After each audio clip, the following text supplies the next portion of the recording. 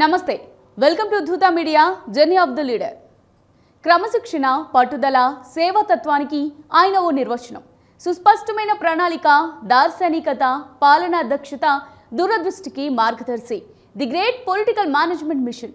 అధికారంలో ఉన్న, ప్రతిపక్షంలో ఉన్న ప్రజాసేవే పరమావధిగా భావించే నేత.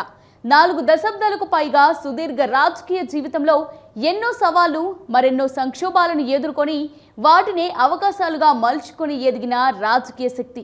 సవాళ్లు ఎదురైన, సమస్యలు చుట్టుముట్టిన తలవంచని తత్వం అతనే మన నారా చంద్రబాబు నాయుడు. నేటి జర్నీ ఆఫ్ ది లీడర్లో భాగంగా చంద్రబాబుపై ఓ స్పెషల్ లుక్ ఇద్దాం. నారా చంద్రబాబు నాయుడు చిత్తూరు జిల్లాలోని నారావారిపల్లి అనే చిన్న గ్రామంలో 1950 ఏప్రిల్ 20న ఒక సామాన్య మధ్యతరగతి రైతు కుటుంబంలో జన్మించారు.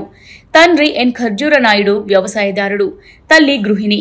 చదువుల కోసం తిరుపతికి వెళ్లిన చంద్రబాబు శ్రీ వెంకటేశ్వర విశ్వవిద్యాలయంలో 1972లో BA డిగ్రీ పూర్తి చేశారు. తర్వాత ఆర్థిక శాస్త్రంలో పోస్ట్ గ్రాడ్యుయేషన్ పూర్తి చేశారు. తొలుత ప్రభుత్వ ఉద్యోగం చేయాలని భావించినా ప్రజాసేవ చేయడానికి రాజకీయాలే సరైనవని భావించారు. అంతే, ఒకవైపు చదువు కొనసాగిస్తూనే మరోవైపు యువజన కాంగ్రెస్ లో కీలక పాత్ర పోషించారు. చదువుతున్నప్పుడే సెలవులు వచ్చినప్పుడు స్నేహితులను మరికొందరిని కూడగట్టుకుని గ్రామంలో సామాజిక సేవా కార్యక్రమాలతో పలువురు ప్రశంసలు అందుకున్నారు. 1975లో దేశంలో ఎమర్జెన్సీ విధించిన సమయంలో అతను యువజన కాంగ్రెస్ అధ్యక్షుడు సంజయ్ గాంధీకి మద్దతుదారునిగా నిలిచారు. శ్రీ వెంకటేశ్వర విశ్వవిద్యాలయం ఎన్నికల్లో చంద్రబాబు నాయుడు ప్రతిభ, రాజకీయ వ్యూహచిత్రత బయటపడింది. తర్వాత శాసన మండలి ఎన్నికల్లో పట్టభద్రుల నియోజకవర్గానికి పోటీ చేయాలని ఆసక్తి చూపి నామినేషన్ వేశారు. కానీ స్థానిక నేతల ఒత్తిడి కారణంగా ఆ నామినేషన్ ని విరమించుకోవాల్సి వచ్చింది. 1978లో కాంగ్రెస్ పార్టీ కీలక నిర్ణయం తీసుకుంది. 20% కోటా సీట్లను యువజన విభాగానికి ఇవ్వాలని నిర్ణయించడంతో చంద్రబాబుకు కలిసి వచ్చింది. 1978లో చంద్రగిరి శాసనసభ నియోజకవర్గం నుంచి కాంగ్రెస్ అభ్యర్థిగా పోటీ చేసి గెలుపొందారు. తొలిసారి అసెంబ్లీలో అడుగుపెట్టారు. ఆ తర్వాత ఏపీ చిన్న తరహా పరిశ్రమల అభివృద్ధి సంస్థ డైరెక్టర్ గా పనిచేశారు. ఉమ్మడి ఏపీ ముఖ్యమంత్రి టంగుటూరి అంజయ్య మంత్రివర్గంలో సాంకేతిక విద్య, సినిమాటోగ్రఫీ మంత్రిగా సేవలందించారు. కాంగ్రెస్ ఐ కేబినెట్ లో తక్కువ వయసు గల మంత్రిగా గుర్తింపు పొందారు. ఇలా 1980 నుంచి 1983 వరకు రాష్ట్ర సినిమాటోగ్రఫీ, సాంకేతిక విద్య, పశు సంవర్ధక శాఖ, పాడి పరిశ్రమ, చిన్న తరహా నీటిపారుదల శాఖ మంత్రిగా పనిచేశారు. ఇదే సమయంలో ఎన్టీఆర్ దృష్టిలో పడ్డారు చంద్రబాబు నాయుడు. పెళ్లి సంప్రదింపులు జరిపి 1981 సెప్టెంబర్ 10న ఎన్టీఆర్ మూడో కుమార్తె నందమూరి భువనేశ్వరిని పెళ్లి చేసుకున్నారు. అక్కడ 5 నెలలు తిరగకముందే, అంటే 1982 మార్చ్ 29న ఎన్టీఆర్ తెలుగుదేశం పార్టీని స్థాపించారు. అప్పటి వరకు రాష్ట్రాన్ని ఏకపక్షంగా పాలిస్తున్న కాంగ్రెస్ పార్టీకి ప్రత్యామ్నాయంగా ఒక ప్రాంతీయ పార్టీని తీసుకొచ్చారు.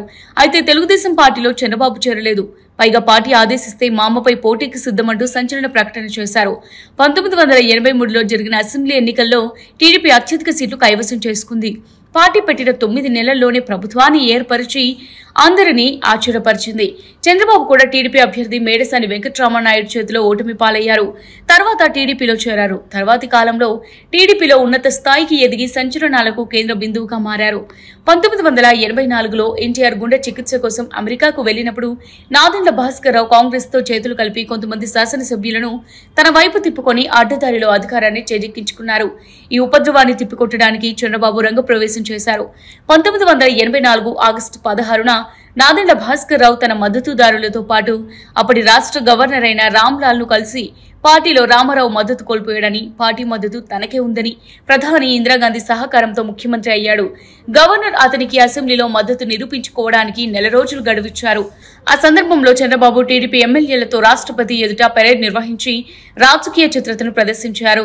భాస్కర్ రావు శాసనసభలో మద్దతు కూడగట్టుకోలేకపోయారు. సెప్టెంబర్ 16న భాస్కర్ రావు ముఖ్యమంత్రి పదవి నుంచి తప్పుకున్నాడు.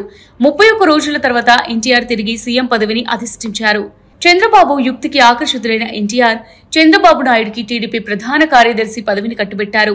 1989 అసెంబ్లీ ఎన్నికల్లో చంద్రబాబు కుప్పం నుంచి పోటీ చేసి 50,000 ఓట్ల మెజారిటీతో విజయం సాధించారు. కానీ టీడీపీ ప్రభుత్వం ఏర్పాటు చేయడానికి తగినంత మెజారిటీని సాధించలేకపోయింది. దీంతో ప్రతిపక్ష నేతగా శాసనసభలో అడుగుపెట్టనని ఎన్టీఆర్ ప్రకటించారు. దీంతో చంద్రబాబు శాసనసభలో టీడీపీ తరపున ప్రతిపక్ష నాయకునిగా వ్యవహరించారు. 1994 ఎన్నికల్లో టీడీపీ మళ్లీ విజయం సాధించడంతో ఎన్టీఆర్ ముఖ్యమంత్రి అయ్యారు. అయితే ఇదే టైంలో పనిలో లక్ష్మీ పార్వతి జోక్యం పెరగడంతో పార్టీ వ్యవస్థాపకుడైన ఎన్టీఆర్ పై తిరుగుబాటు చేశారు చంద్రబాబు. 160 మంది ఎమ్మెల్యేలు ఎన్టీఆర్ పై అవిశ్వాసం ప్రకటించడంతో 1995 సెప్టెంబర్ 1న సీఎం పీఠం ఎక్కారు చంద్రబాబు. చంద్రబాబు రాజకీయ చాతుర్యం దేశ రాజకీయాల్లోనే పెను సంచలనం కలిగించింది. అప్పటి నుంచి 2004 వరకు అంటే 9 ఏళ్ల పాటు చంద్రబాబు ముఖ్యమంత్రిగా కొనసాగారు. అత్యధిక కాలం ఏపీ సీఎంగా పనిచేసిన నాయకునిగా చరిత్ర సృష్టించారు. అభివృద్ధిలోనూ ఏపీని పరుగులు పెట్టించారు. ఇదే క్రమంలో by by Bengaluru, hello Hyderabad అనే నినాదం ఇచ్చారు. నేటి హైటెక్ సిటీ ఏర్పాటులో చంద్రబాబుది కీలక పాత్ర అని చెప్పవచ్చు. అమెరికా అధ్యక్షుడు బిల్ క్లింటన్, యూకే ప్రధాని టోనీ బ్లేర్లు హైదరాబాద్ వచ్చి సీఎం చంద్రబాబును కలిశారు. దీంతో చంద్రబాబు పేరు ప్రపంచవ్యాప్తంగా మారుమోగింది. American magazine South Asian of the year గా చంద్రబాబును అభివర్ణించింది. ఇదే స్పీడ్లో భవిష్యత్ అవసరాలు, సమస్యలు ముందే గుర్తించిన చంద్రబాబు విజన్ 2020 పేరుతో ప్రణాళికను రూపొందించారు. దీనిలో భాగంగా ఆరోగ్య సంరక్షణ, విద్యను ప్రైవేటీకరించారు. అంతేకాదు ప్రస్తుత పరిస్థితుల్లో వ్యవసాయం లాభదాయకమైనది కాదని, రైతులు జీవనోపాధి కోసం ఇతర రంగాలను ఎన్నుకోవాలని సూచనలు చేశారు. ఈ విధానం 2004 ఎన్నికల్లో ఓటమి పాలవడానికి ప్రధాన కారణమైంది. 2004లో జరిగిన ఎన్నికల్లో 294 స్థానాలకు గాను కేవలం 47 సీట్లను మాత్రమే సాధించింది. దీంతో కాంగ్రెస్ ప్రభుత్వంలో ప్రతిపక్ష నాయకుని పాత్ర పోషించాడు. తర్వాత రాష్ట్ర విభజనకు మద్దతు తెలిపారు.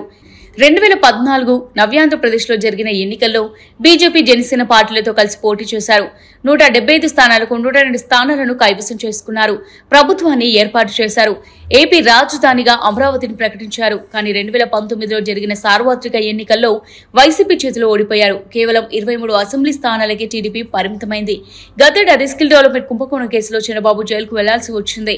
జైలు నుంచి విడుదలైన తర్వాత తిరిగి ప్రజా పోరాటం మొదలుపెట్టారు.